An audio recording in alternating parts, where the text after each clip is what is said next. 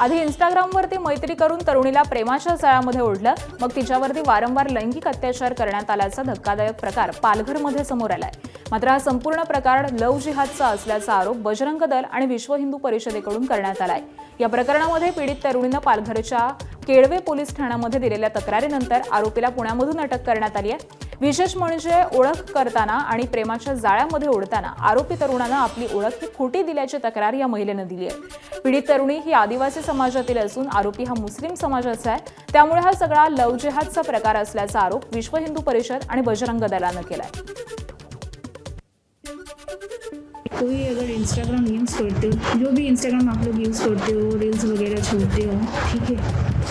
कुछ लड़के लोग हैं, कुछ आदमी लोग हैं जो फेक नाम से प्रोफाइल चलाते हैं और लड़की लोगों को अपने जाल में फंसाता है। तो उस चीज़ से आप लोग बचिए। मेरे साथ सेम चीज़ हुआ, लेकिन मैं समय रहते मैं बच गई, बट मेरा बहुत कुछ गया, मेरा पैसा गया, मेरा इज्जत गया, मेरे साथ धोखा हुआ। मुझसे शादी का वादा करके मेरे साथ शोषण किया। हाँ, तो मुझे बोला मैं रजिस्ट्री मैरिज करूँगा, सब कुछ करूँगा। मेरे साथ मंदिर में शादी किया, मेरे साथ सब कुछ किया। करने के बाद मुझे नहीं मालूम था कि वो इंसान शादीशुदा है, बट अभी मुझे पता चला, तो उसके बाद मैंने उनके ऊपर स्टेप लिया।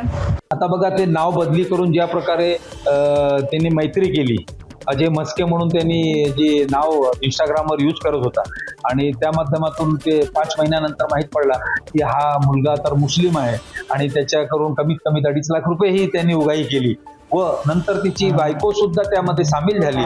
व ती म्हणते की तुझे फोटो आम्ही व्हायरल करू अथवा तू आम्हाला 2 लाख रुपये आणखीन दे। आणि त्याकरिता हा जे युवा वर्ग आहे, मी त्यांना सांगू इच्छितो की तुम्ही अशा प्रकारचे जे आमिष दाखवून फेसबुक, इंस्टाग्राम ह्याच्यात सावध राहा, कारण लोकांचा उद्देश काही वेगळा असतो आणि माणूस ह्याच्यात फसला जातो। म्हणून आपल्या मुला-मुलींना किंवा समाजातील जे काही युवा वर्ग आहे ह्यांनी ह्यावर लक्ष केंद्रित करावं आणि सावध राहावं। तिने तक्रार दिल्यावरून त्याची आयडेंटिटी वगैरे रिव्हील करून तो मूळचा वडवली, जिल्हा बीड येथला समजतो। त्याचं टेक्निकल एनालिसिसवरून त्याचं लोकेशन्स काढून मग त्याला आम्ही पुण्यामधून छापडा रचून त्याला अरेस्ट केलेलं आहे। सुद्धा गुन्ह्याचा तपास चालू आहे। सध्याचा जो सदर प्रकार आहे, हा प्रकार काय आहे याबाबतचा सखोल तपास झाल्यानंतर याचं निष्पन्न कायदेशीर कारवाई करण्यात येईल।